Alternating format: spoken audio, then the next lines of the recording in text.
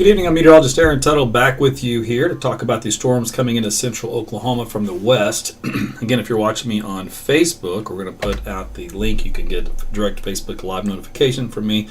Just make sure you click that here and sign up and hit the manage notifications button. So thanks you guys for watching out here on YouTube and Facebook tonight. So what we're going to do is, of course, talk about the storms that are coming on in, and we'll tell you what threat they may have with them. We've been watching mainly for the threat. It's damaging winds, some hail, a lot of lightning kind of a deal is what it's been so far, and we'll probably stick with that. But there is a low-end threat of a QLCS type tornado, and those things can quickly materialize. So we're going to discuss that option as well. So first thing on the list here, we're looking at the radar view coming in Oklahoma City.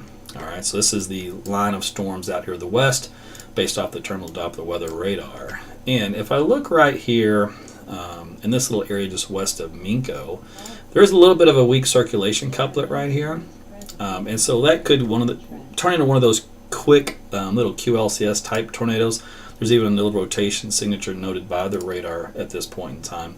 So these little things can happen. They can happen relatively quickly. So for example, this one was located around County Road 1180 and 2790, which is about 3 miles west of Minco. So that little indentation knot is present, and there can be a couple of these down the line that may try to form. And so since it's not coming into a more populated area, we're going to try to take a look at these, see if we can't catch them in real time. This one may be one up here to the north and west, or it could be some contamination. Let me see. It actually might be another one of those little quick ones. That was on South Red Rock Road near I-40. So those are two little spin-ups that may have tried to produce a little small tornado, I call them. Little baby tornadoes. They're usually weak, short-lived, don't last very long. But that's the mode that we're looking at right now. And I'm going to flip back and forth between different radar views so that we can always make sure we've got the latest data and the fastest scan rate that I can give you. Alright, so we're just going to scroll down the line. So there'll be times where I may stop and think for a minute and analyze something, and we're going to look for teeny tiny little spin-ups. And the terminal Doppler weather radar is really the best one to look for these versus the Nextrad systems until they get a little closer. Then they should be able to pick those up as well. Let's see here. Let's go back to this one. I may do I want to do 2-panel, split panel? Possibly here. So there is one of those little circulation cores, two of them. One here that's crossed over 40 a minute ago. Again, this could be a small Britton Road and North Heston Road. And then if we scroll down here at the bottom, this little guy right here, north of 152 and County Road 2820, that may end up being another one. And the problem is they're very hard to decipher, and they sometimes are quick and they don't last. And the signatures on them aren't nearly as strong as a standard typical tornado. But that's what we're going to be watching for here, scan by scan, since that's what we're dealing with. So yeah, honestly, I think this probably is a small tornado in this area. This will be coming into Union City. So again, no official tornado warning at this time. I'm just looking at little circulation centers. These are the QLCS ones, 2830 Road, intersection of Southwest 89th. So that's the center of that circulation center. Moving in toward Union City. Now, this would be a weak event, but still an event nonetheless. But I'm flipping back and forth between different radar views that I have. So far, these little guys are not showing up very well on the Nextrad. They're only showing up on the terminal Doppler weather radar. So, but that's typical. The beam width is smaller on the terminal Doppler weather radar, so the resolution's higher. So we can spot these a little bit better. But I'm going to look at all of them anyway, because I need to make sure we look and don't miss anything. And they're not that strong either, so that's good. Okay, so those are the only two circulations I see currently. Again, we'll take it frame by frame, because a lot of times if I tell you it's like a storm track, for example, of 20-30 minutes down the road, it won't even last that entire storm track. It only lasts the very first couple minutes of it. But that's what we have to work with here. All right, let's take a look here. Yeah, so in Union City, I mean, again, there's no official warning, tornado warning, but I would just go ahead and be in your shelters if you do live there. Let this little circulation center pass by. That's what I would do. Right now, it's on the west side of town. It's not very strong, 2830, just south of 74. It's a little bitty minor spin up, little vorticity center. And it may end up being nothing, may not touch down, could just be like a funnel. But hey, if we're going to be watching for these little QLCS type tornadoes, you might as well seek shelter from one if the radar indicates there may be one. That's the way I look at it. All right, rest of the stuff up here is noise. This one here still might be something there. It's on, let's see, Canadian County, northwest of El Reno. I'm not totally sold on that one. I don't like that data so much as I do the data here in Union City. Yeah. So, there's a lot of noise in the data too. It's frustrating. All right. But that's the best I've got for you. It's not a clean cut signal. But, you know, if I was taking shelter, I would definitely do it. All right, so you only have to be in your shelter for another couple more minutes anyway. If you live in Union City, it's crossing over Highway 81, just north of the intersection of 152. So that could be a potential small tornado within that line. The line itself is a squall line from north to south, and what we're watching for is little tiny spin-ups along the leading edge. We call those QLCS tornadoes. That's what we call those. It's usually found in squall lines. And we look for any little areas of convergence or spin in the atmosphere that can come together. And then we try to catch them really quick. And then that way you get as fast warning as possible. And we look for these little signals here. So this is kind of a outbound signal from the radar and an inbound signal from the radar. And it's these strong winds that come in one direction is usually the tip-off. Because the other wind here that comes in is usually much weaker in this area, so the tip-off is mainly just a teeny tiny little circulation feature, and that's really all you have. If you're lucky, it'll get a little tighter for a little bit to make it certain, but that's what you have here for tonight. And I may have to split these screens where we do like a half and half, where I got reflectivity panel on one side and velocity on the other, because otherwise I got to flip back and forth too many times. So the one in Union City has already now moved northeast of town, is actually weakened. So if there was anything there at all, looks like it's gone now for this time being. So they only last for a couple of minutes, but we were here just in case, you know, it did. We monitored it for you. It's a pretty decent signal. This one up here in El Reno, there might have been a little bit of noise from that line. Yeah, that's noise there. But that's what we're going to do. We're going to sit here and watch these. So what you can expect, other than this little tiny threat that we're talking about here, is more of the same. You're going to have pockets of winds up around 70 miles per hour. You have a lot of lightning. The hail sizes, they've come down. They haven't been nearly as large as before. Let me see if I can see any trips for anything over an inch. This is all under an inch, under an inch. That's it. So hail's not a big deal right now. Yeah. So hail's not a big deal. This is mainly a straight line wind event. And then you watch these little arms, like the little arm feature. You know, if I draw this out here for you, use this little red. You watch these little arms that circulate kind of curlicue. Those are sometimes tip-offs for these QLCSs. And then we watch here for the wind speed, see if there's anything within that. And there is some broad rotation, actually, believe it or not. It's just not tight. So, but it's in this middle here that we would watch for that to tighten up. And if it tightens up, then you have yourself a really quick tornado. And this is around south of Bradley by about 4 miles. This would be along Timberland Road and Wallace Road as an intersection. It's the east of Rush Springs, west of Lindsay. So that's where a potential tornado could be trying to develop here. And on these particular cases, since they're so transient and quick, doesn't always guarantee that one will form. It's just one that we focus our attention on. Back on this Union City one, looks like things still okay right now. We'll watch for anything new that may come of that. But right now, that's what we've got here for you.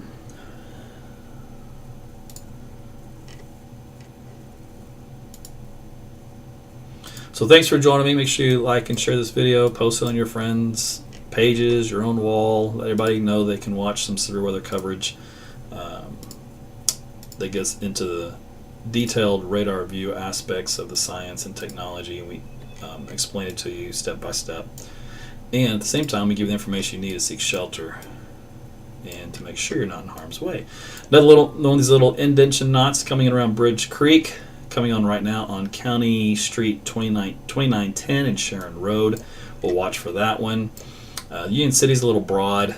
Again, it's northeast of you now, so it's no longer there. This one up to the north has since faded. So right now we've got one there, and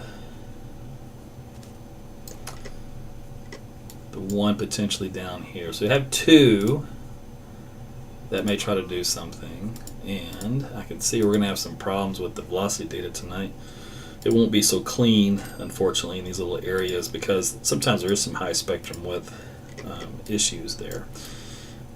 All right, let's see here. Okay, so big picture here. Let me show you overall the state. So we're looking at Oklahoma City. Right now we're kind of zoomed in to central Oklahoma. That little storm up here in northwest Oklahoma, it moved into Kansas and weakened quite a bit. There's another one up around the Enid area. Severe thunderstorm warning for it, but mainly just for potential for some gusty winds. Otherwise, it's not that big of a storm either. And then the broken line continues all the way down south to Chickasha, to Marlow, to Duncan, back out toward Wichita Falls, and back into northwestern Texas.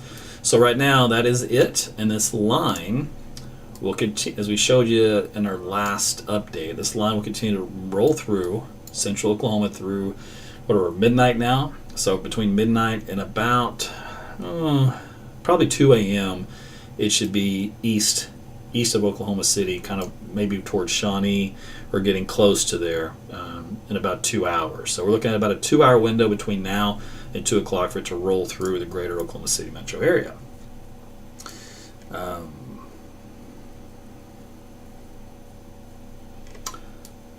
And so we're just going to check for little baby tornadoes, as I call them, along this leading edge.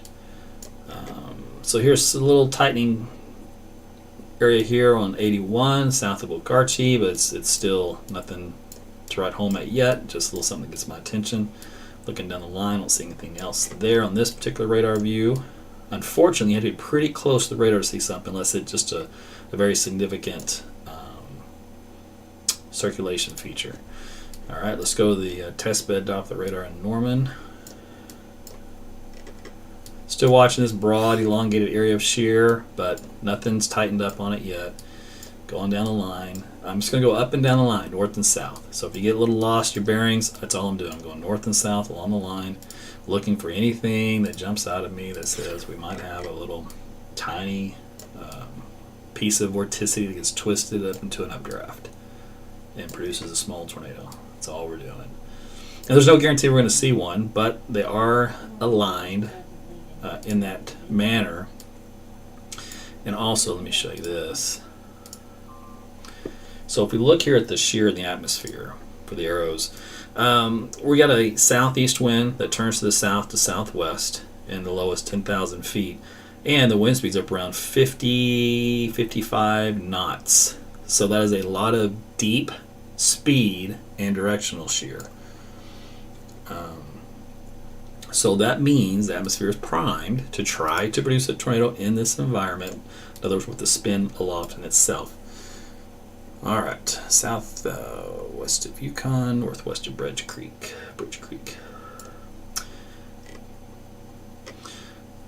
Okay, so Weather Service is monitoring this area right here that went through Union City for potential tornadic development. So we've been on top of that now for a while, so that's old news to you.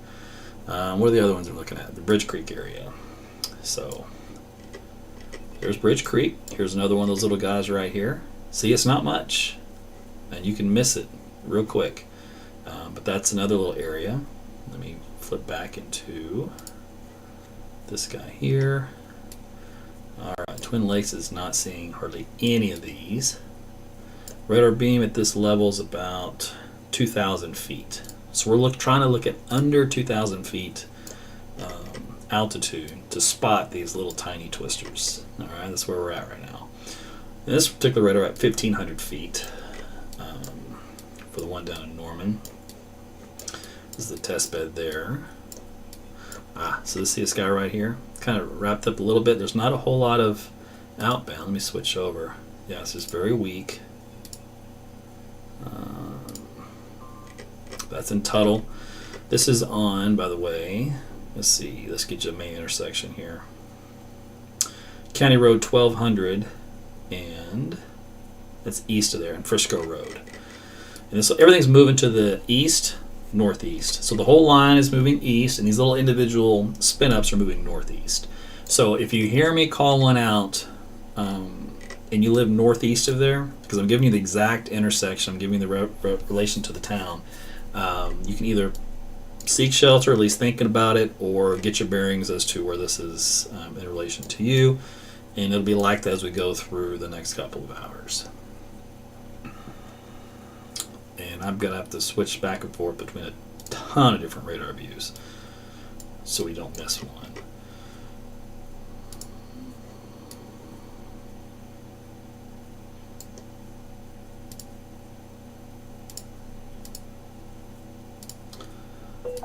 So the one here looks like South Manning Road. Yep, just got a new update. You just saw that come in. There's a little noise in the velocity data. Gregory Road and Northwest 23rd Street coming into Yukon, about 3 miles west of town. That'd be one potential circulation feature. The other one here is right on. Let's give you a better street. So we go 37, Highway 37, and the cross street is 2940, North Road 2940. So that'll be coming up on 2960 here momentarily, which runs north out of Bridge Creek, which is actually another highway. This map isn't showing it. Let me pull in my other map as well. Let's get this thing loaded.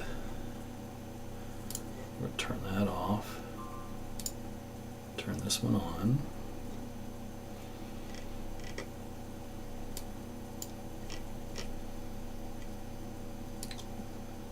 All right. Highway 4 and 37. So be west of there. All right. That's this little bitty indentation. Right now it's on Clifton Drive. Again, it's not a guarantee. It's just a teeny tiny little area of spin. May never do anything, just so you know. It's kind of cut off from the main flow right now.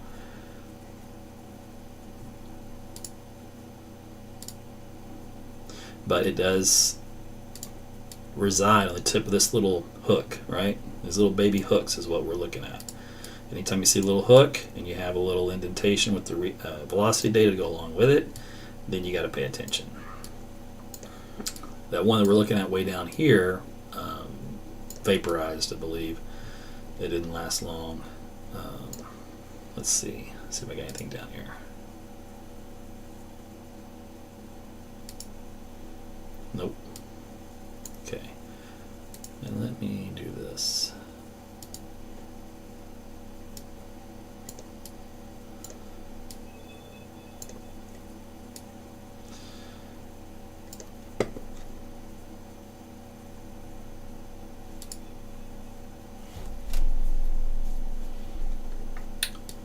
All right, so the Weather Service will continue with the severe thunderstorm warning, which I'll go ahead and read the verbiage on this because it does include all of Oklahoma City.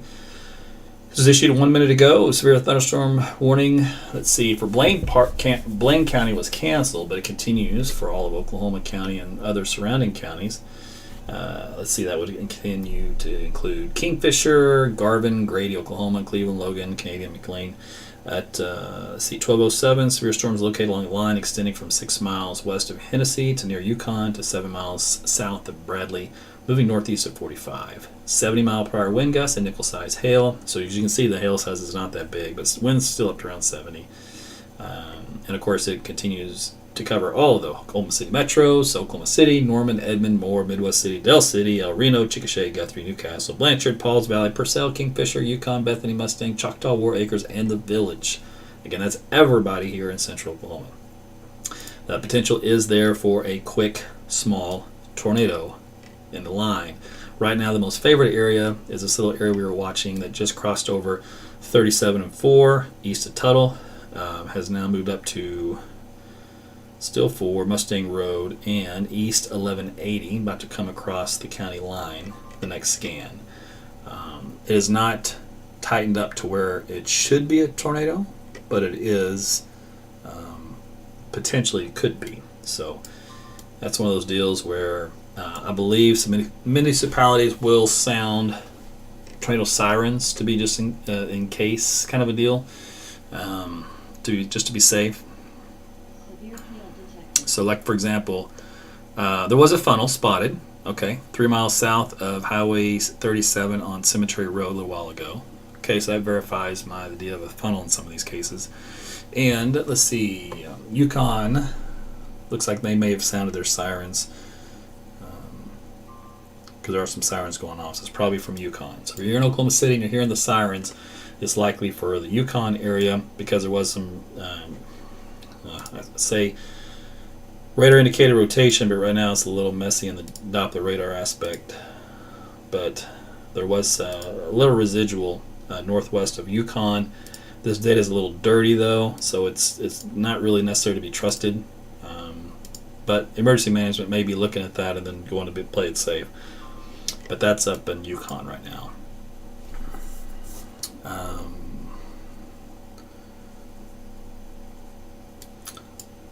Let's go down the line again.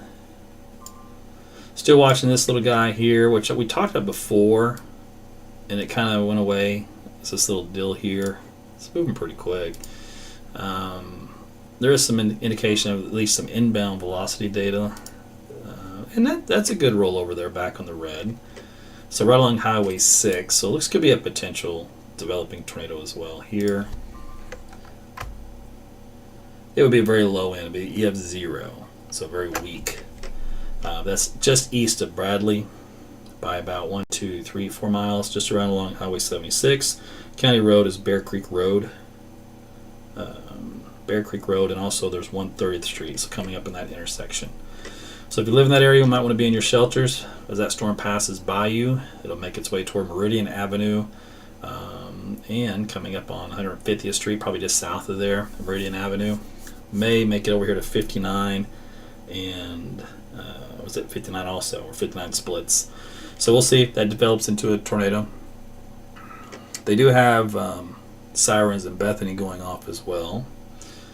So this is just a play it safe siren issue, just so you guys know. There has been no confirmation of a tornado,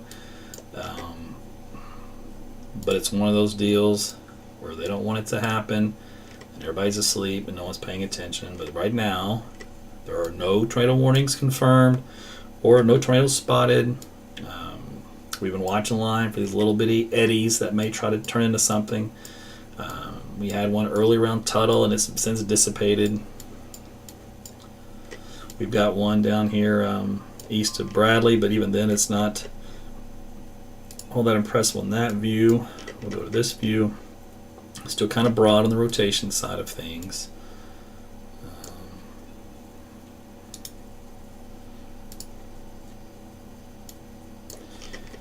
So again, on Yukon and Bethany, there is no tornado here right now. But you know, the sirens are sounding. You want to be in your shelters? Go ahead. I'm not going to tell you not to. Let's see. This has probably got the best inflow notch, the one east of Bradley. Doesn't mean it'll produce a tornado. Right now, she's got the best notch. Let me look at other high resolution radar. Again, we got to go back and forth to a lot of these. Let's see here.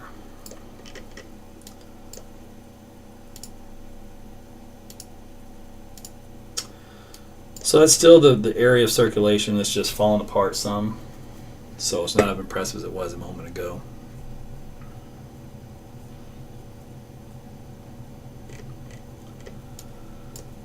Alright, so far we came close, and we had a couple funnels at least, I think, out of those circulations I pointed out.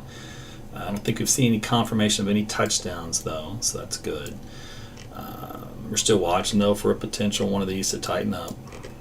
But otherwise, we're just looking at a line of storms rolling through Oklahoma City,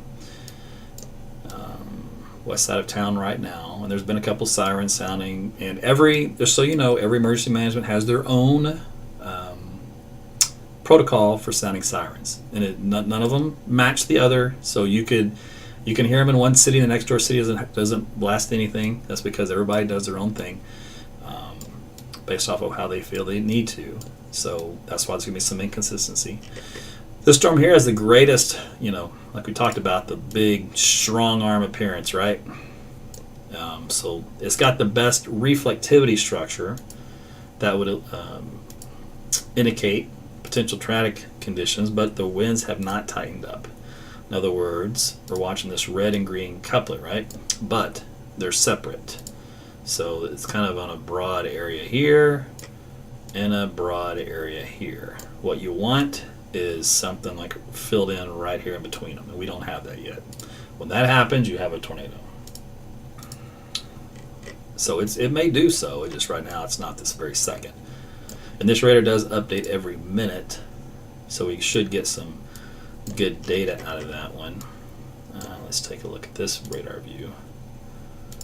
The problem is sometimes you get a little noise, and it can appear to be more than what it is. So for example, this right here looks like a velocity contamination. Otherwise, it would get your attention.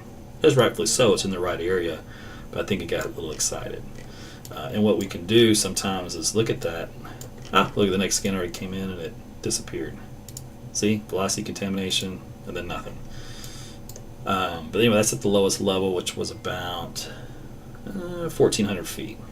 Next scan up is at 1 degree, and that takes us to 2,600 feet. So really need for these guys, really below 2,000 feet is really you want to be to really get a good view of them. So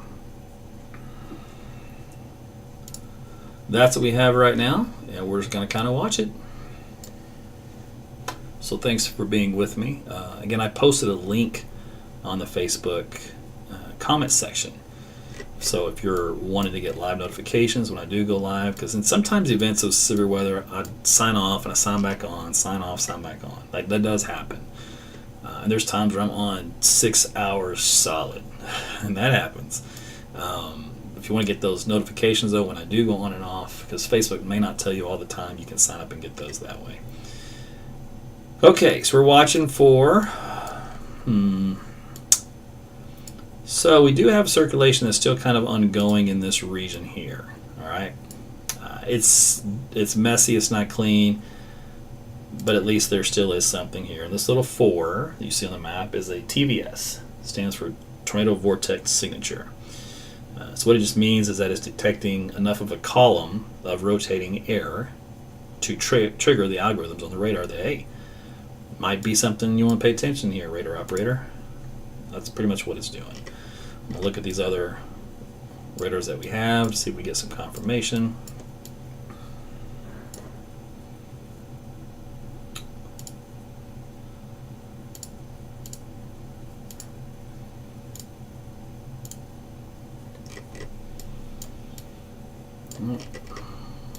Okay, we'll watch this guy east of Blanchard. We'll see if it does anything. Right now it is not, but coming up on Highway 9, that'll be an area to focus on here in a moment. So back up here to the northwest.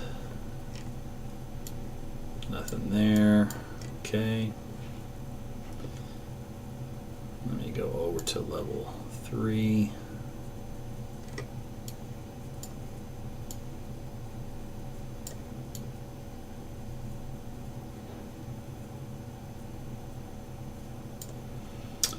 So another one of those little notches maybe trying to form here south of Purdy. Still early in the game, but we'll see what happens with this one. So if you guys out here along I-35 from Purcell to Pauls Valley, these little notches that form can sometimes produce little tiny twisters, so we'll have to keep an eye on them. Now, if you've new or you've watched this me for a while, if you read the bottom of my screen, I always give you instructions on what to do for a tornado. And that way I play them over and over every broadcast, repetitively, so that it's drilled in your head on what to do. That way, if I get lost in the data here and I, don't have time or I forget to mention what to do, it is always on the bottom of the screen on what to do.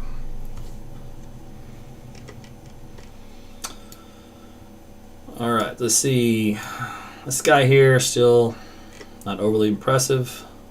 The other circulations also have weakened. So we're kind of in a holding pattern here to see if anything is going to change.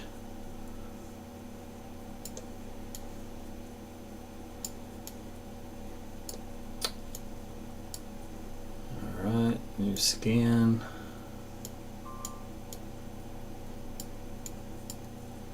Don't see much.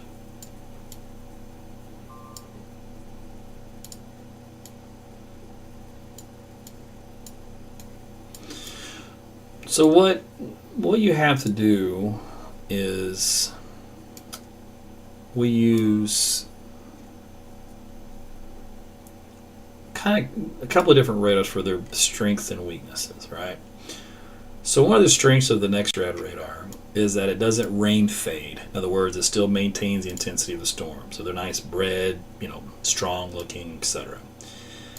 It has less contamination for velocity data. It's cleaner, stronger signal, more power. So all in all, decent radar. The beam of the radar though is a little wide. So if you have anything that's really small you're trying to detect in a wide beam, that small thing looks like a bunch of other small things, and so it can miss it. That's the only downfall. Otherwise, radar's solid, and that's a function of the frequency, and that's what we call an S-band radar. So the 2 point something gigahertz range between whatever they've got it set at. Now the terminal Doppler weather radar, and I'll show you that one. That's this one here. And I show you the big picture, you see it's lost all of the red, right? And the line looks weaker. It looks like a big light thing of rain. No big deal. So the difference between that is its downfall is that it can't see through heavy rain. It attenuates. So the rain fade happens. It has less power to go through. And the signal can be a little noisier, a little harder to discern signals. However, its beam width goes from here to here. So very small. So something that's small is easily detected in that narrow beam width. So it doesn't have all the power, it may not be able to see really far, but it's going to find those little guys. And it also updates every minute, whereas the NextRad, I believe the closest they can do now is 2-minute updates. So that's a big difference when you're trying to track something that may only last a minute or two. The NextRad could actually miss it. It could come between scans, whereas the radar for the terminal Doppler radar would catch it. If you have an operator watching it like a hawk, like this. And even if you do, and you issue a warning, for example, by the time you issue the warning, it could be over, just because seconds happen. But anyway, so that's the difference between those two radars, and the terminal is at 5.6 gig range, which is a C-band. So if you ask what's the perfect radar, there really isn't one. It would be probably a radar that does it all, which means it would have to be multiple frequency. And it had to have multiple dish sizes and multiple configurations. Now the other thing is, like for example, let's say we pick out one of these little tiny circulations on this radar, right? The terminal Doppler. And it's what we think it might be a tornado, right? So where the NextRad comes into play is you can use the dual pole products from that guy to look at the debris detector, the cross correlation coefficient. If that bottoms out, then hey, you've got your confirmation. You've used 2 different radars. You use the terminal to find the tornado, and you've used the next rad to confirm it with the debris kicking around in the air, which fills the beam width. And that's how you can use the 2 of them in tandem.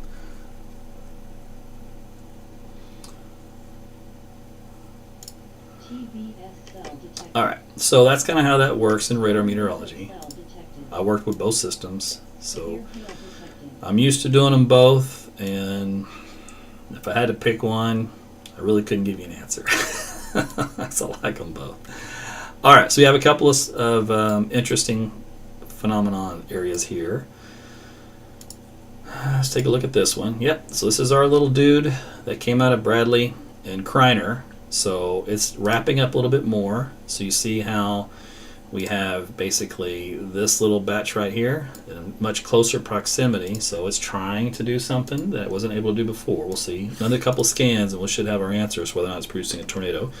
But right now that circulation center is over Santa Fe Avenue and State Highway 24, coming up on that intersection in just a moment. All right, and then what else do we have here over the body of the city? Take a look. We do have some wind coming in, but this wind so far is pretty lame. It's 42 miles per hour.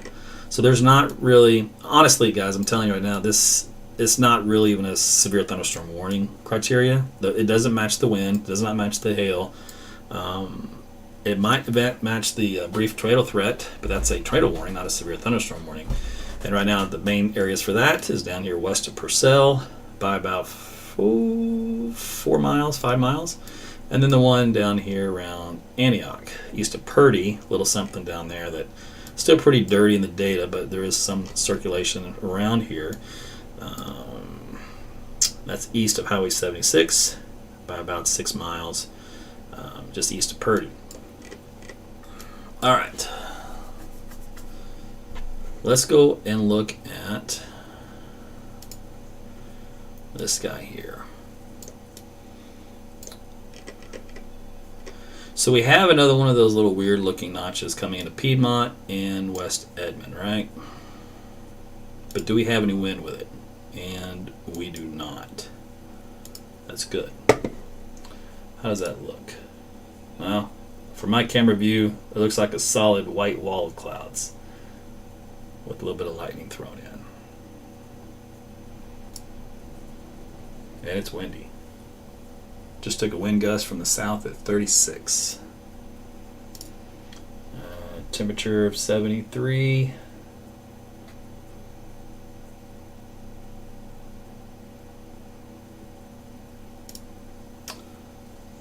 All right. So I'm on the west side of Edmond. And that little guy, if they were to do something, let's just say I would know about it. I don't want to know about it, but I would know about it. All right, so I'm on the leading edge of this little monkey business going on up here. Let me look at the other high-res radar and make sure that nothing's going to hit me while I'm talking to you. Wouldn't do me any good if I'm not seeking shelter when I'm supposed to seek shelter, right? All right, everything looks good. Just a nice strong wind with the leading edge of this, but I keep my eye on it there. Okay, so back down the line we go.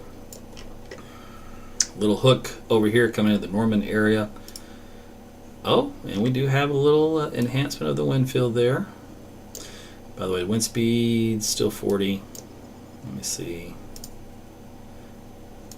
Yeah, actually, there might be a little something here for you guys west side of Norman. Coming up on I-35 and South 74A, coming up between there and Main Street, but it's very broad, it's very diffuse. It's nothing I would seek shelter over yet.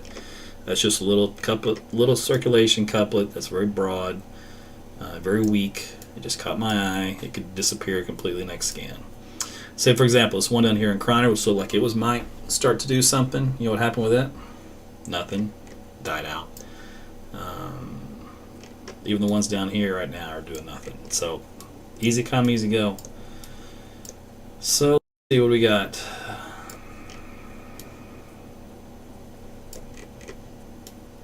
We just gotta kind of watch and wait.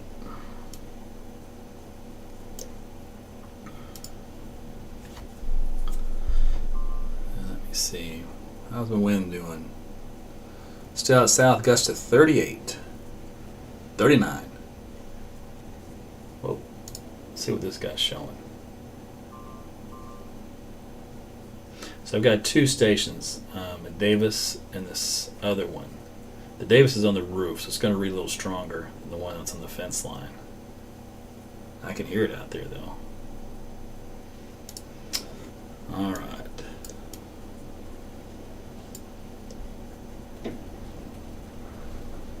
.44.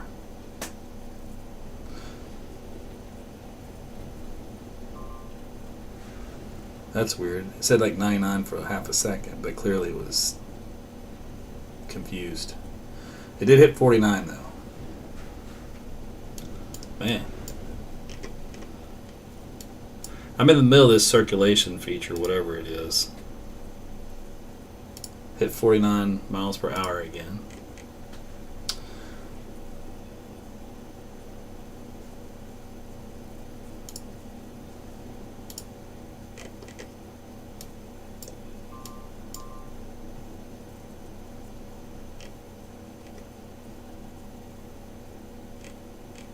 I guess I just had direct to that teeny tiny little reflectivity core that had just a little wind surrounding it.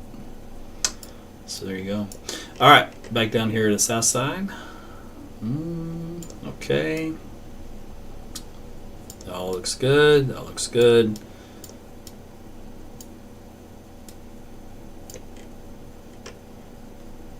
Okay. TVS cell detected. Let's see how this is looking now.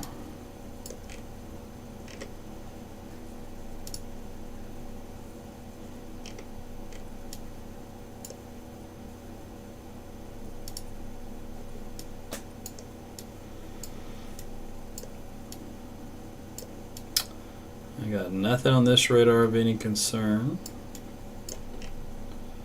Even that one that we had in Norman, I think that thing vaporized. Took 2 power bumps on my UPS. 2 in a row. Alright, remember at one point we had at least a little something broad coming in toward Norman, and it's moved through. It's going through Norman now, but it's still broad, still weak.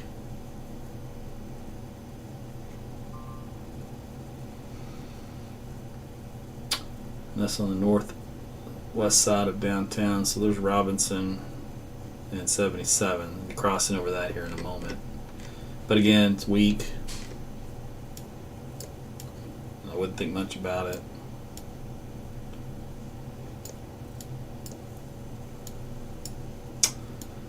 So the one spinning area down here east of Kreiner, have them coming up toward Purcell. It's about halfway between the two, right on Highway 39. It's starting to get a little bit closer together once again. It's really tried a few times to try to do something and just can't seem to do it. But at any point, it's one of those environments where it could, just for a minute or two.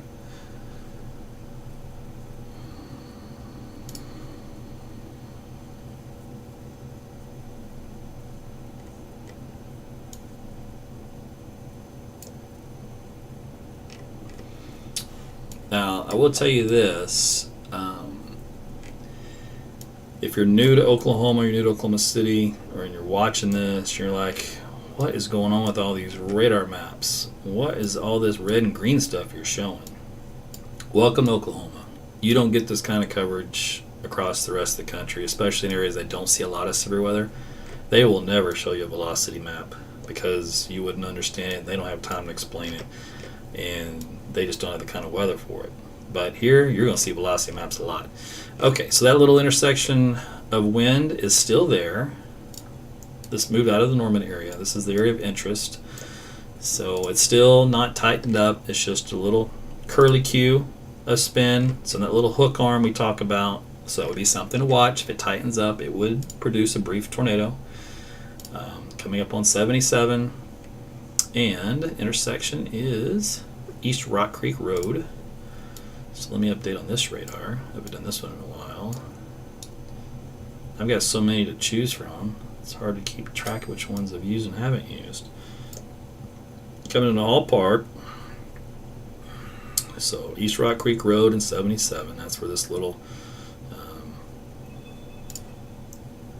spot we're watching. Keep in mind it's still weak. The only one I saw as a potential tornado was right after I signed on. We had that one spin up that looked really good there for a little bit. And I've already forgotten where that was. It was when we first got on the air. That is where I think we may have seen a potential tornado, if not at least the funnel. And the second one that we picked out, there was a confirmation of a funnel on that one. And that one looks similar to the first one, so I don't see why I wouldn't have had a funnel in both cases. But so far that's been it. Alright, I'm going to go to the other radar that's literally right next door to this. So this is a test bed radar down in Norman. This is where the researchers down there at the Rock Radar Operations Center, they load different software like we do for the terminal Doppler weather radar. And they test out different configurations, software changes, upgrades, firmware, that kind of stuff. So they'll put in different builds, we call them software builds, to test different features and functions. Maybe they're doing ground clutter filtering or whatever. But what that is, you can use that data live like I'm doing here. And it's just another radar view to see how things look. And being this is extremely close to the area of circulation we're talking about, sometimes it can be too close. It can be within the clutter fence. But in this case, it's giving me a good estimate on wind speeds, which are around 67 miles per hour at 300 feet.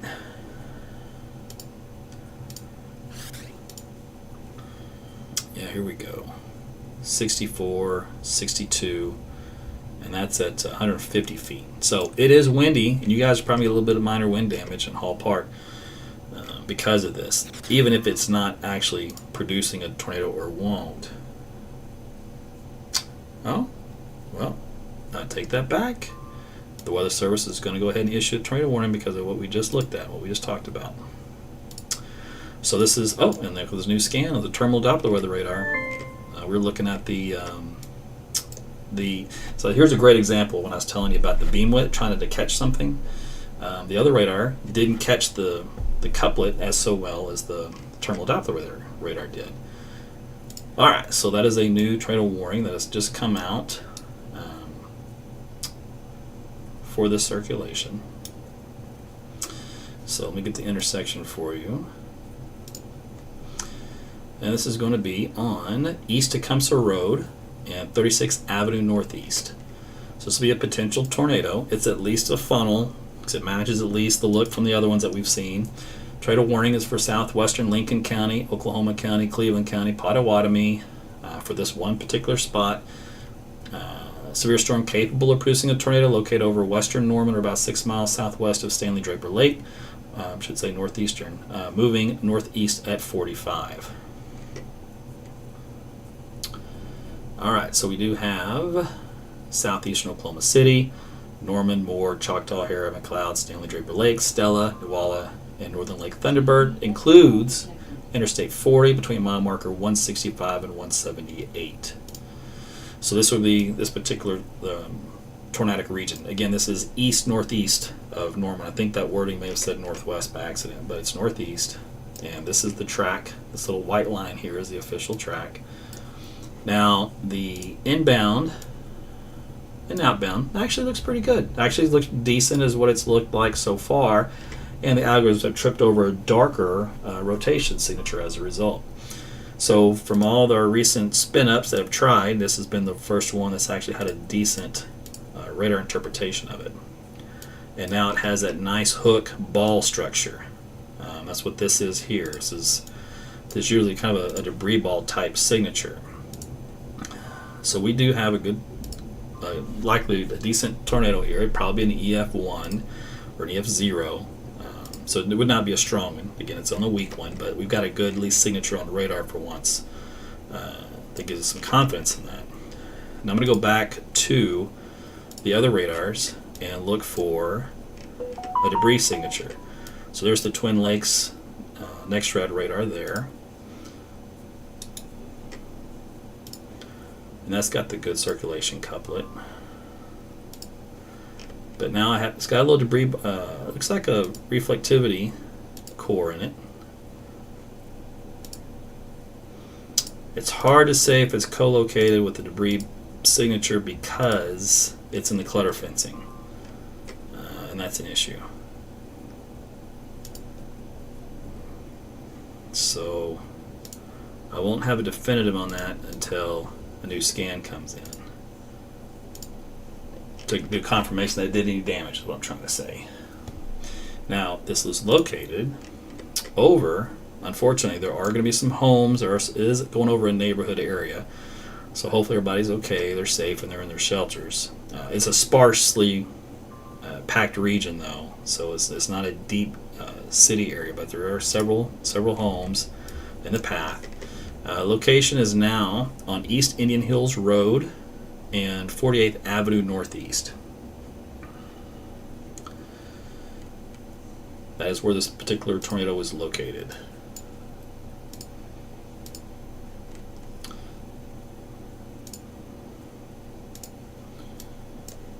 Let's see if we can get a confirmation on this one.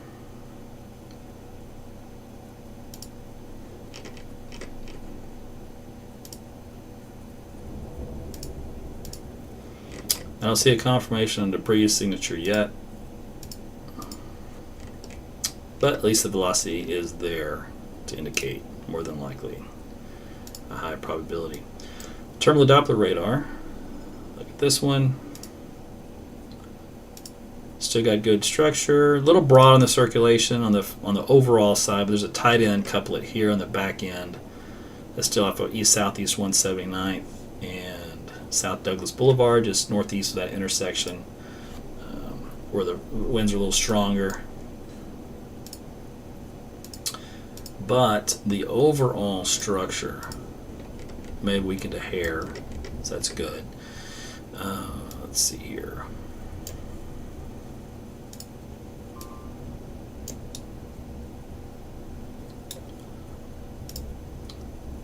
So Bethel Acres at 109, McLeod 110, Shawnee 117, Meeker 124, Johnson 125, and Prague 138. This is the path of the tornadic circulation part of the storm over the next half hour or so. Now keep in mind this will not last that long. These things don't last that long. They're not built that way, but that's the path of where it would take it. Do we have a signature here yet?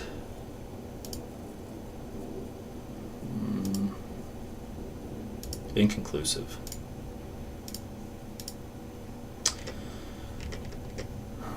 Let me do a split panel 4 ways.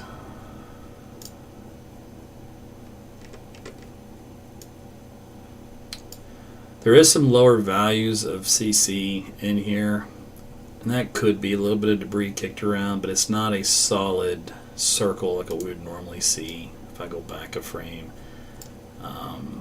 It's not what easily defined, and that's just because there's some clutter fencing and noise and stuff in the area.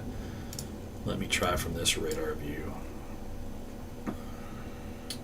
42 Twin Lakes, unfortunately. So all this spikiness in here and the lack of data, this is all the clutter fencing. So every radar has to deal with clutter, ground clutter, and that erodes what could be true, accurate data representation.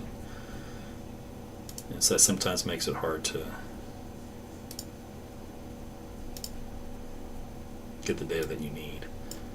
I'm going to give you an update on the city streets here in a second, but I still say there's enough correlation here from here to here. There's enough blue surrounding the white that I'd have to would say that would be a cross correlation positive signature for debris. So I'm going to have to say that it did touch down. It did do at least a little bit of damage in that area, just based off what I'm seeing here. All right, let's get you the latest track on this as far as location. All right, it is now wrapping up on Southeast 149th and coming into the intersection of South Anderson. So that's where this particular tornado is located. City of Hera, by the way, has their sirens activated, and so does Dale. So both of those cities have their sirens up for this particular tornado warned storm. And now you know why we sat here and watched this minute by minute. Could you see how fast that everything changed? And we were watching that loose circulation. It was west of Norman, and it didn't tighten up until it just got northeast. But I couldn't predict that. You can't predict that. You just have to watch it. But that's the nature of a QLCS type tornado. And unfortunately, you have to sit here and just do this over and over and over and look up and down the line. There's another little spot here, by the way, in Slaughterville. It's not anything overly impressive, just an area of shear. It's a confluent zone, so we might have to see if something happens in that region. But right now, the only official tornado warning is the one that's east of Moore and east of Norman, about to cross over I-40 here in a little bit, east of Twin Lakes. Now, the reflectivity structure has already lost its look. Doesn't have that nice bowl, circular, round nub on top. So you see how you have this appendage. Instead of it being nice and circular like it was before, we have this thing going on, and it's losing its look. So if I go back a frame, you see that? See how there he's more circular, more circular? That's when you have better radar collaboration, or confirmation rather, of a tornado. When it starts to do this, more odds are it's lifted. But we'll confirm that with the velocity data, which is still decent on the outbound. And these wind speeds up around 65 miles per hour outbound wind. Inbound wind's pretty lame, pretty weak. So my estimate here is that if it's probably still a funnel, but I'm not confident that it's still on the ground at this point based off the data. Now the other issue is I won't be able to use Twin Lakes anymore because it's coming right for the radar. You see this line? This line takes it right over the radar site. So it's in the we call it the cone, and you can't see any data within that cone. So basically, the radar's blind; it's too close. All right, let's see here. Still decent on the terminal Doppler weather radar, though. And it's tightened back up into more of a circular feature, so it might just be doing some cycling. So it might try to produce another tornado here. It may go from a funnel to back on the ground again. Could be one of those. Look down here. I don't want to miss a different one. Let's see.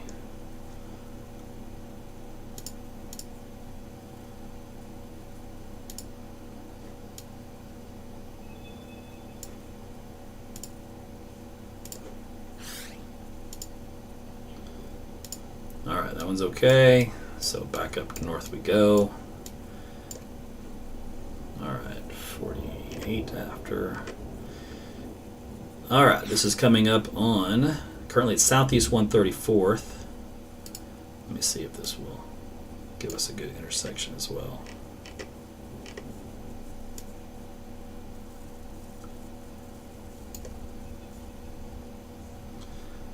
Alright, so we're southeast 134th.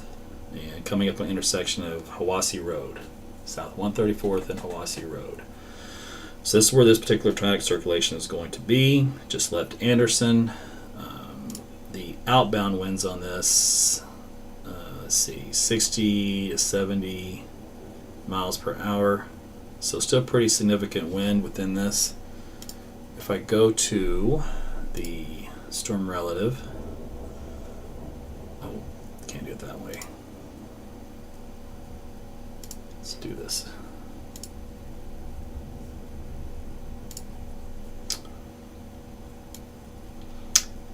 It's very broad, very weak. The little circulation is right here, these two little points.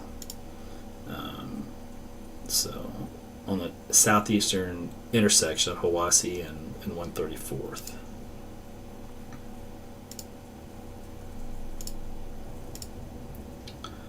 But it has a nice concentric highlighted circle around it of reflectivity. These yellow areas.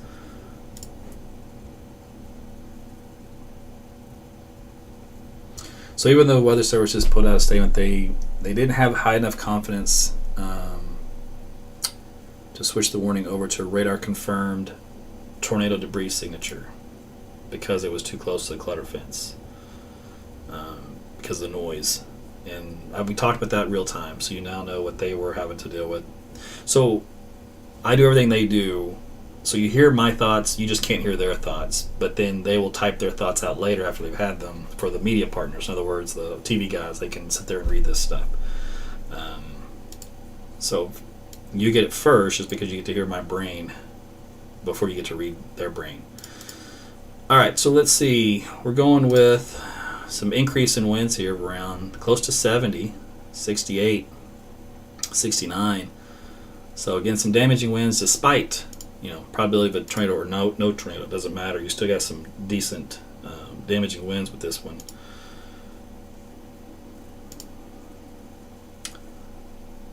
So it may just try to wrap up off and on. The intersection coming up on Choctaw and Southeast 119th Street. So that's the intersection of this particular tornado. It's over Kearns Road right now. So that is where that is located. If we go back into our other data, let's see. The look on this has really deteriorated. I think it might be over, but let's see here. It did go over a lot of open land with just a few houses. There's a little subdivision there, so it did go over, at least it clipped a part of a subdivision.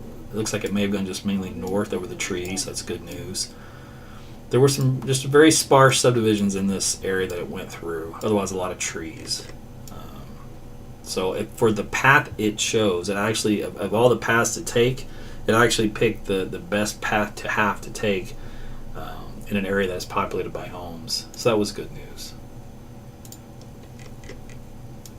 Now, of course, if you're in those homes, it's not good news for you, and I get it. I'm just talking about an overall generic sense of the frame of numbers. How many people affected versus how few affected. Don't take it any other way than that.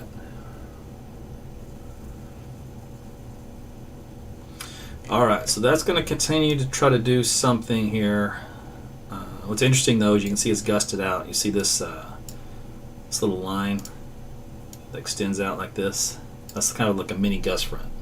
So that prevents anything in here from being severe, really. It kind of kills it. So this is the leading edge of the action. Then you have to trail down here south along the line, and we look for areas that we were checking out before, east of Slaughterville, like this guy right here. Remember, we were kind of keeping an eye on this region. There's a lot of inflow into this, and there is a little something right here that's starting to take shape. Let's go back.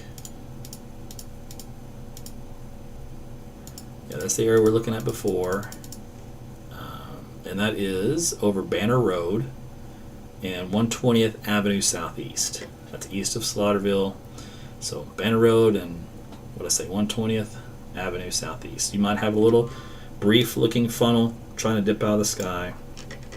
Our other guy up here, he still got some decent winds on the outbound side. He still doesn't have much on the inbound side. In other words, rotation part of it, aspect has really diminished. I highly doubtful it's producing any tornado at this moment, but stay in your shelters.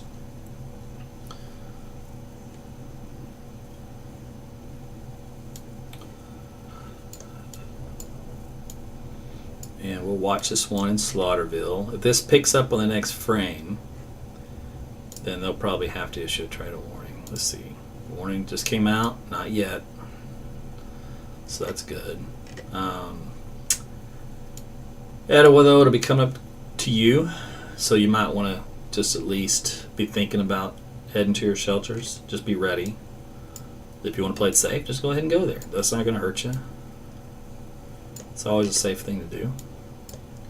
Lowest floor, away from all outside walls and windows. Center part of any structure. Everything else looks good along the line. So if you're watching me from Guthrie and say, what about my house? What about my house? If I don't talk about your house, that's good. You don't want me talking about your house. If I do talk about your house, it means there's a reason. It's never a good reason. So that's the simplest way I can tell you. So even look at the reflectivity structure down here east of Wayne. See this little hook guy here? So that's trying to do something as well. Now it's not looking that great on velocity data yet, but at least got the reflectivity structure. And so we've got 3 little arms, or at least 2. Let's see. Let's count them. So there's one north of Rosedale. Oh, and it fell apart. Last frame. Good for it. The one, Etowah, it's now past your northwest, and it's not nearly as bullish as it was before. And then the one here, that went over the radar site, has now wrapped up onto itself and has lost its structure. It's still a little residual there, but it's not what it was. It's just a little wall of some wind right now. So unless it were to reorganize and do something else, that one's over with. But stay in your shelters through McLeod until it passes, in case it does decide to re-intensify.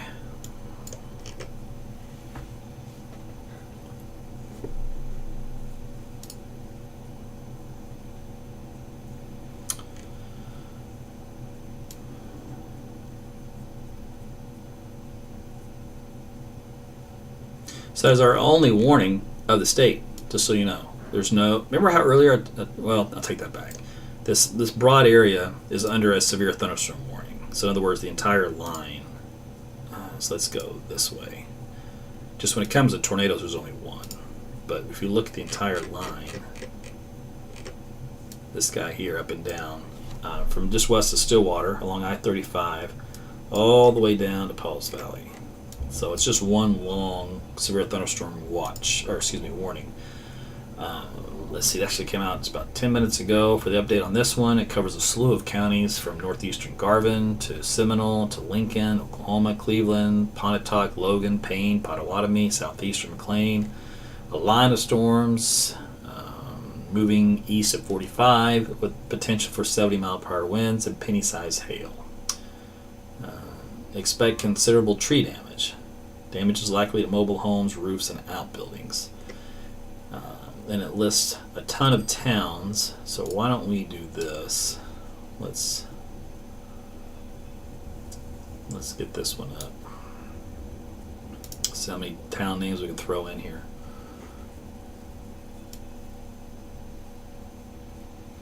Alright, so you got Slaughterville, Hara, McLeod, Choctaw, of course, all between now and the next 10 minutes, 15 minutes.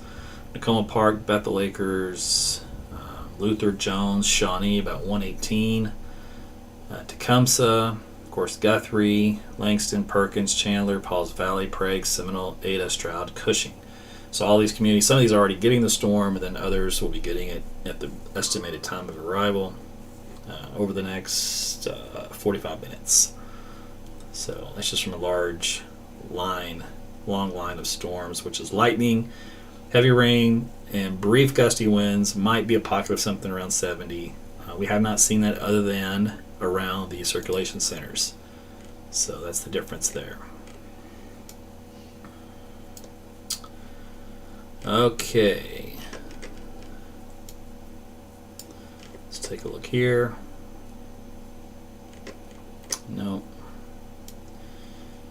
So I'm going to go back to our little storm that was, and with this radar, see if we can't get a better TDS.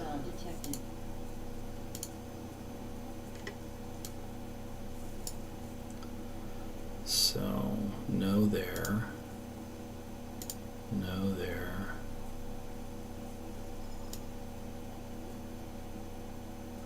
Possibly. Possibly. That's a better closed off look, and that's better co-located. So yeah, that was back whenever we were taking a look at it, and I thought, yeah, that's enough of a confirmation signal. But this is using that test bed radar at Norman, and the Weather Service wasn't using that because I'm not sure if they can. They do most of their operations off the operational NextRad for Twin Lakes.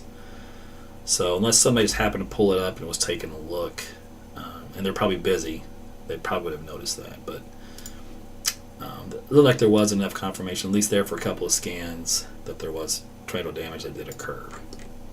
And as we guessed, the wind speeds are probably enough for an EF0, maybe a weak EF1. And that's a weak tornado.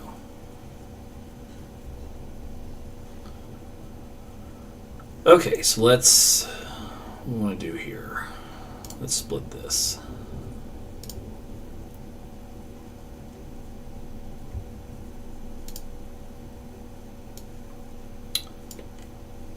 Okay, so this residual still has a little bit of that tiny little hook appendage. There's still residual circulation, but it's not anything that says tornadic. So the tornado warning for that has expired. This area here around Etowah, though, continues to increase with speed shear coming into the storm. It's just broad shear, nothing tight yet. And then we have the one around Rosedale. Same idea here. May try to tighten up north of Rosedale. Those are the two areas we have. And then we've got this one down here. Let's see. We've got a lot of little inflow notches here where something may try to eventually make something of itself. East of Paoli and Paul's Valley, but right now, not the case. Alright. It's just these guys here that seem to be the tension getters. Alright, so watch this radar for those two. And then I'm going to go back to this guy here, and we'll do the same. I should have just split this before, but there was just so much going on at once. Alright, let's get these two in frame. Looks like that's it. Okay.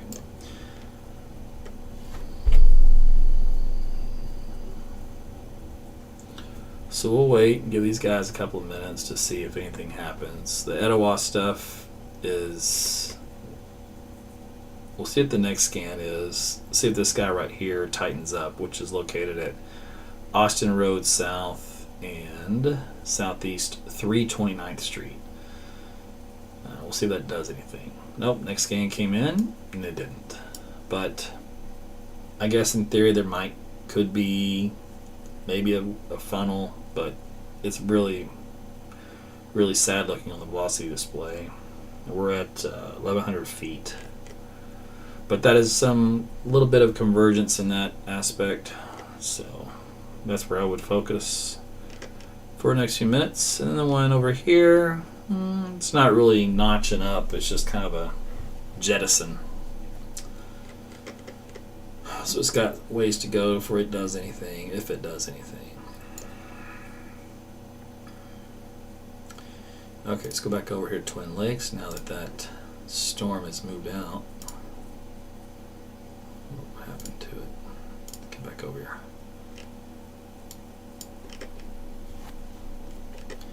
It's actually the closest radar to that old circulation. So let's do this.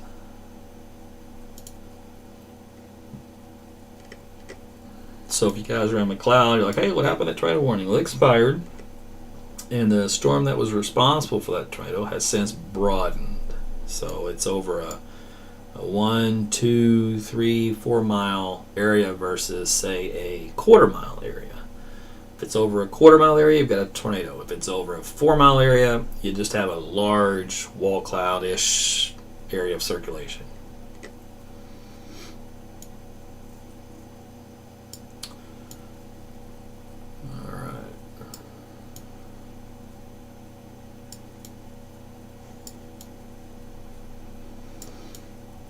But it's something to keep an eye on in case something were to ever change. It's not going to be short. It's not going to be in the short term.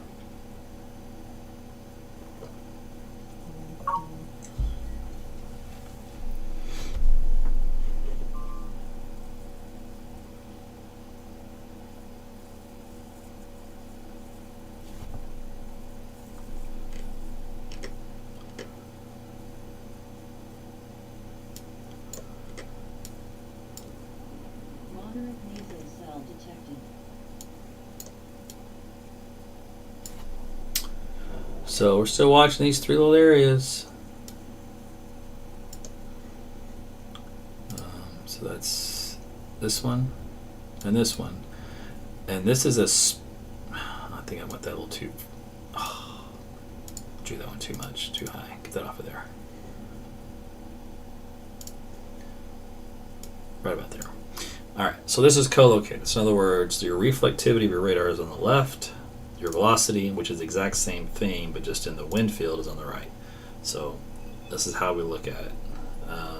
So you can split the panel 4 ways. It just gets smaller, so it's hard to see everything. So I usually keep it one panel, so that the towns and the cities and the roads are as big as they can be for your phone, tablet, or your TV.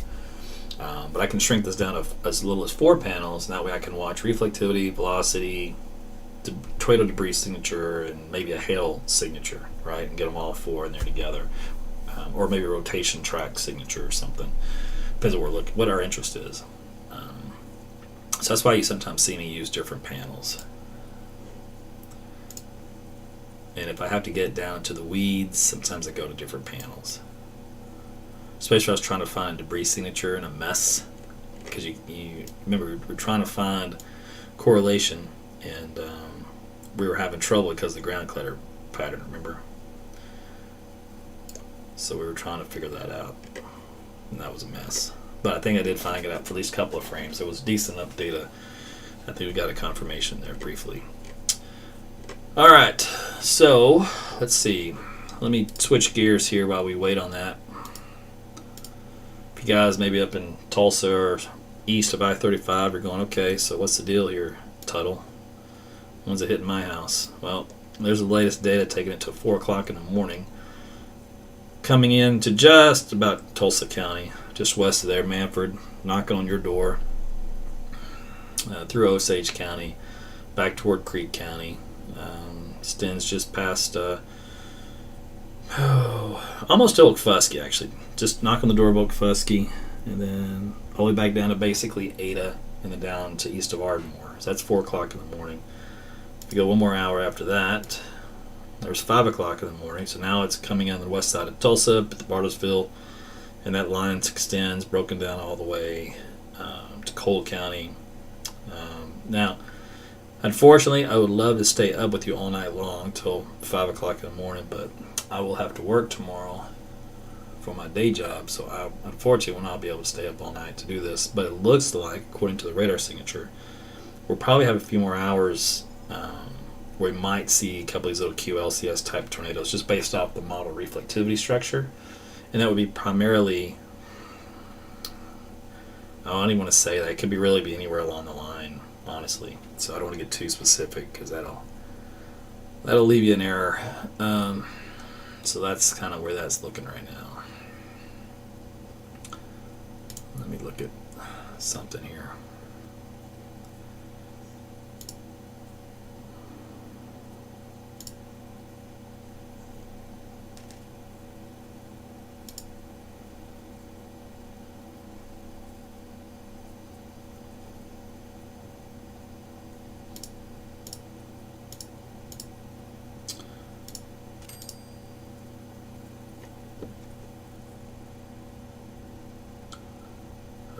Oh, they were going to issue a special sounding. That's what I wanted.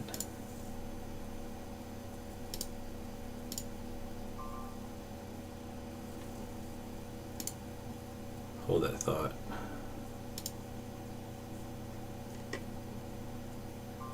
Yeah, 3Z. I didn't get to see it earlier.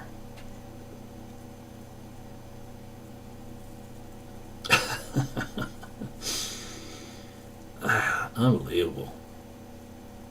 What are you doing? I didn't mean to click you. Alright, so still a huge cap here. 3.5 degrees. Sin of 28, but it's misleading. But yeah, so yeah, that's a pretty big cap for amazingly what happened. Probably why those storms weakened so much when they came in. Remember, there was no hail with them hardly at all. in this environment, the wind is not an issue. So it's likely helped weaken those storms when they moved in. And the moisture was pretty decent mid-level, but low level was still pretty scoured out. So this is anything new. This kind of goes along with what our forecast was from last night today. The weakness we talked about, remember? That's going to help to limit the severity once they moved in to that off the theta E axis in a I-35 corridor. So this kind of verifies what we had foreseen to take shape. So that's why your house didn't get pummeled with 80-mile-per-hour winds and golf ball size hail here in the metro. The only other thing was those QLCS tornadoes. Sometimes they're just, man, they're tough, dude. If the shear is there and you have a line of storms, it can happen. All right, so this Etowah deal, still keeping an eye on that. Anyway, Net, still keep an eye on that one. And then McLeod, still keep an eye on that one.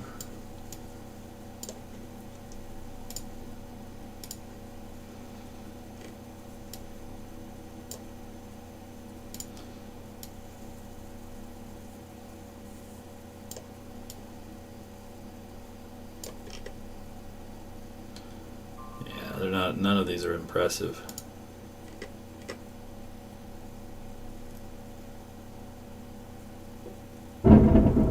I got some light in. Alright, let's check this Tidwar.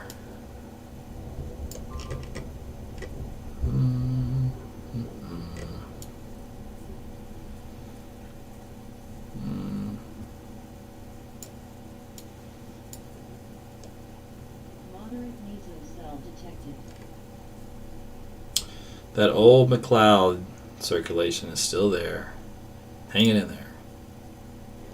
Still got winds estimated around 55 at 1,600 feet. It's old residual. That's all it is. All right. It's got a little noise in this one. Ugh.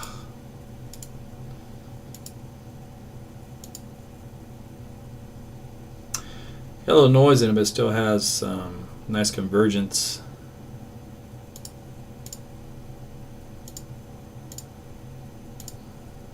For potential tornadic development.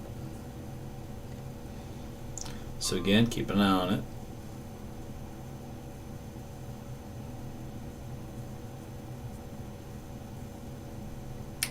This one here will head up toward 177. Oh, shoot. It'll probably pass just east of the 59B and 177 interchange.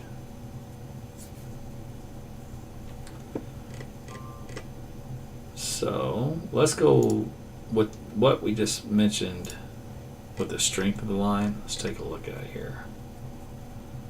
So let me go back to one panel. Get off the everything else you're normal to see. So this is just the rain, and it is pathetic. Like the strength of the storms. So in other words, there's hardly any red on the map. So red is DBZ values of around 50 DBZ. And it goes from red to dark red up to around, by the time you get to about 58 DBZ. Alright? You need at least 55 to get some small hail. We can barely struggle to get 55 anywhere in this line. And barely pockets. Most of it's all below that. So this line has really fallen apart. And why did it fall apart? Because it got off that theta E axis. It's moved east of 35. So, good news is, it continues to weaken. Now, the difference here is the line can weaken, but the QLCS tornado, because it's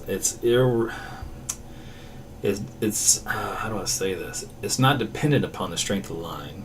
All it's just little eddies, little vorticity eddies that are in the atmosphere along the leading edge of a line that just get pulled into an updraft and then can produce a baby tornado really quick.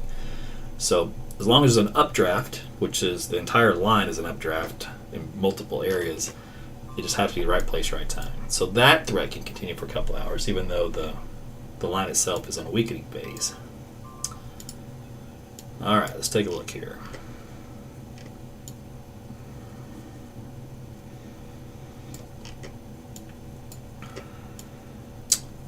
Still got those two areas. They haven't tightened up. Still broad circulation convergence. At least on that radar view. Let's see. And which one am I using? No, let's try this Twin Lakes. Let's go to the other one. See if it has a better angle. Yeah, it's got a better angle on this guy. But still, it's broad. It's over a 4 square mile area.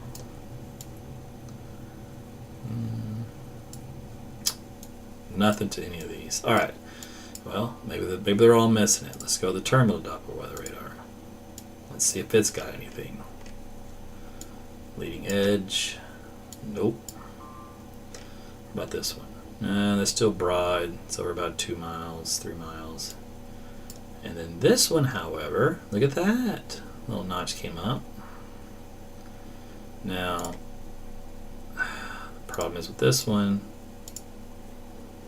the data's not super clean.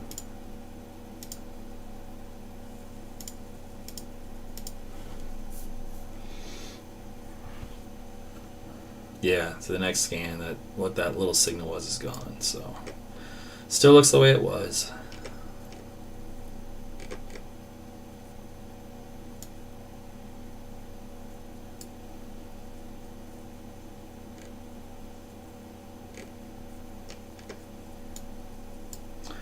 So we'll sit and watch these two guys here for a moment. Informal greeting on YouTube. Thank you, brother. He said, I wish I could stay up for this, but I gotta be in bed. I gotta be up in 4 hours. But thank you for the YouTube super chat.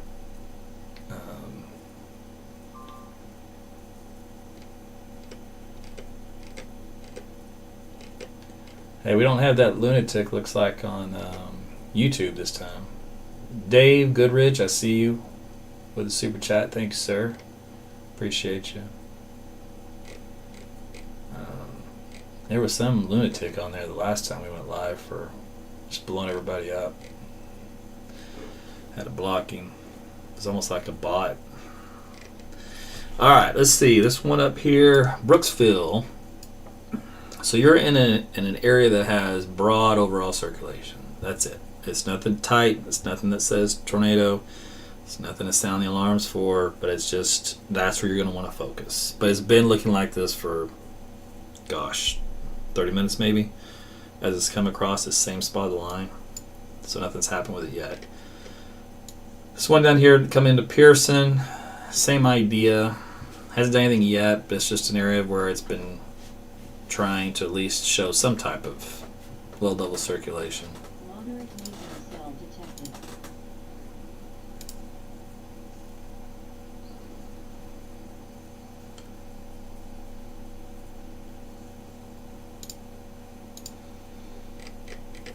All right. That old McLeod one's lost and gone. Still got some outflow winds around 50 though. That's it. All right. So if these little info notches don't do anything, then that's it for now as far as anything that can remotely bring some attention to itself.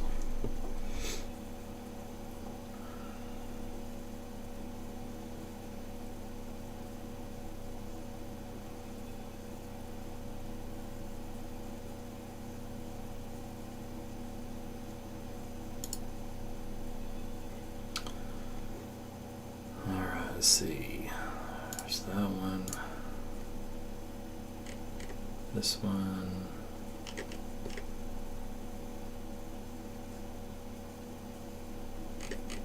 That one's falling apart. They're both falling apart. They're all falling apart. Sweet. Let them fall apart. So, this is interesting. Alright. Now, this goes against what the model had suggested, by the way. The model has suggested a more robust, solid line of storms, of reflectivity values. And as long as that happens, you look for little notches along that, like spaced out. But instead what we have is this broken inflow, where you just have these inflow. So it's not a solid line. So in other words, this thing has gotten so weak, the configuration's changed. And so the QLCS type threat has waned as a result. Doesn't mean it couldn't change later, but for the short term, and short term meaning, gosh, I don't know, 20 minutes, 30 minutes, until something changes, man, nothing's going to happen with this. I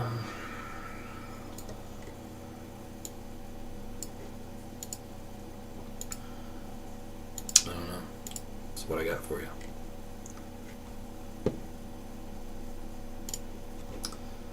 Let's see. Let's update this storm track for you. All right, Shawnee.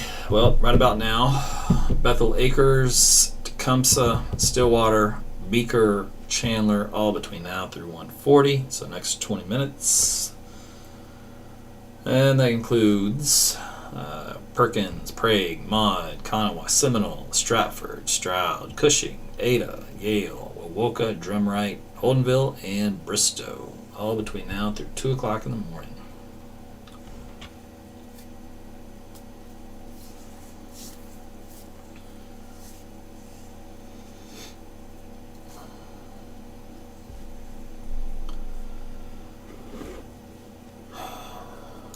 Listen, I'm struggling to even find anything worth value to talk about.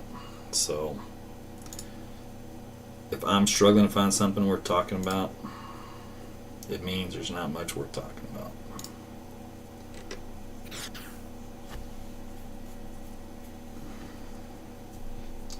And trust me, I want to talk about something. I don't want to just sit here and you stare at my face. It's a little weird. Count my pores. It's funny. I don't even know what it'll look like on a 4K 80-inch TV. I'm not sure I ever want to know, because I can see. It's as funny as, man, HDTV is not kind to anyone when it comes to anything on your face. Oh my gosh, including the makeup. I don't wear makeup at home. I used to wear it all the time for the studio and as a TV station. And I got studio lights in here. I probably really should, because I start to sweat and get the glare going. And that's what it's really for. But I watch some of these TV shows like Dr. Oz or whatever, and I just see some of the close-ups. Oh my gosh. I mean, these people look like caricatures of themselves. They don't look like real human beings. It's weird. Everything's just strange looking, like fake. I don't know how to describe it. It's bizarre. It's like it's not a normal human face. Because if you had any work done, or if you had this done, or that's going on with you, or age, or whatever, then you put in this makeup that tries to cover or hide or accentuate, and then you have to throw in these lights and the HD cameras, and something's wrong with that whole combination. I can't figure it out. I don't know what it is, but some of these look really goofy. Not all of it does, but some of the stuff, and I don't know if that's production quality or what. But all I know is that HD was a bad idea.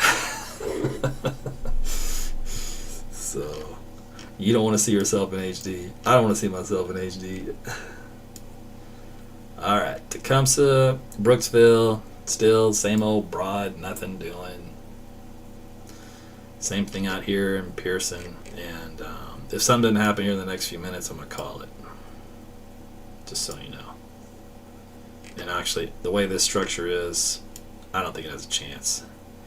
Now, there is a new mesoscale discussion that just popped up, so let's go take a look at it, shall we? Since we're all here, right? Might as well. Okay, so new mesoscale discussion from the Storm Prediction Center. Localized severe wind gusts with potential for isolated tornado may continue another hour or so before tending to diminish as the squall line advances east. of the watch. Now, does that sound familiar to you? Think about that for a minute. Did you not just hear me say all that like 15 minutes ago? Northeastward surging segment of the squall line has crossed Interstate 35 of central Oklahoma with mostly sub-severe wind gusts recorded in ASOS and Measurement observations, but with a number of embedded cyclonic circulations evident along the leading edge of the surface cold pool. Low-level vertical shear is strong eastward through much of the remainder of Oklahoma beneath a 50-knot southerly low-level jet. However, squall line is in the process of progressing across and east of a surface warm front with a substantive near-surface stable layer persisting to the northeast of the front. With continued eastward progression, even potential for localized severe wind gusts and or isolated tornado seems likely to diminish within the next few hours. So, there you go. Edgardo Jimenez, thank you very much, sir.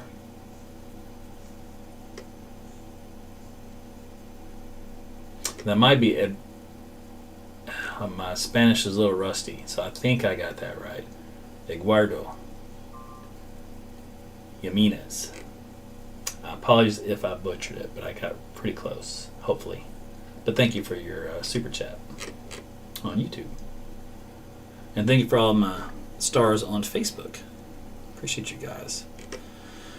Okay, so that was the latest look from the Storm Prediction Center. And now you know why I'm about to call it, because that little technical discussion you just heard me read solidifies my prior thought process. And the fact that it's 1:30 in the morning, and some of us have to work tomorrow. We can't all be staying up tracking rain. And what's funny is a lot of times I do that. I'm about to sign off and then like something will happen. And I'll be like, dadgummit. Be one of those deals. And I gotta track something for another 20 minutes.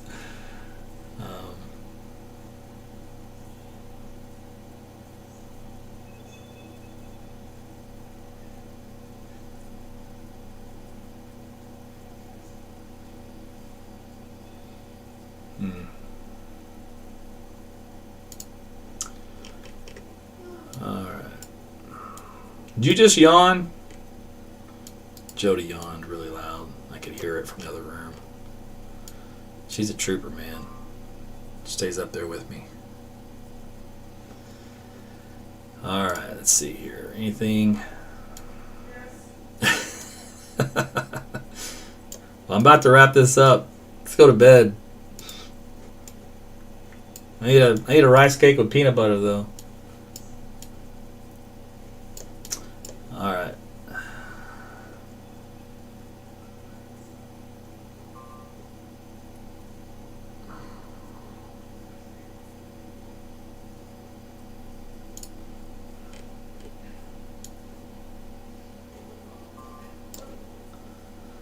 Says no problem. Alright. I think I'm going to start shutting this down. Okay. So, hi. Thanks for joining me. This has been Severe Weather Event number 4? Are we on the 4th one for October? In the last week or so? It is what it is.